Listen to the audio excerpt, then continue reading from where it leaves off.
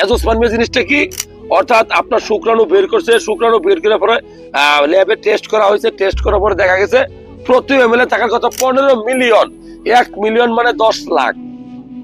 সেইখানে আপনার একটাও নাই, একটাও নাই, বিলকুল নীল। ওটাকে বলা হয় অ্যাজোস্পার্মিয়া। কেন হয়? হয় আপনার অন্ডকোষ তৈরি করতে পারে না, এটাকে বলে নন অবস্ট্রাকটিভ অ্যাজোস্পার্মিয়া।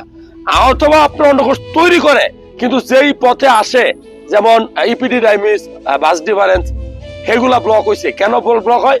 আপনি বিদেশে গেছেন বা ঢাকা শহরে থাকেন, আপনি স্বামী স্ত্রী ছাড়া অবৈধ মিলামিশা করছেন, ওই পার্টনারও চিনেন না, আপনার যৌন রোগ হয়েছে, গনোরিয়া, সিফিলিস, অনেক সময় মামস রোগ হলে, অনেক সময় টিউবারকুলোসিস হলে এই রাস্তাগুলো ব্লক হয়, বন্ধ হয়ে যায়। তো সেটা আবার ধরা পড়লে সার্জারি করলে ভালো হয়। তবে অ্যাজোস্পার্মিয়া হলে কিন্তু বাবা হওয়াটা এত সহজ না। যদি নন অবস্ট্রাকটিভ হয় তাহলে তো সম্ভবই না। অবস্ট্রাকটিভ হলে হয়তো ওটা অপারেশন করলে অনেক সময় সম্ভব, অথবা ইক্সি পদ্ধতির মাধ্যমে, আইভিএফ পদ্ধতিতে বাবা নেওয়া সম্ভব।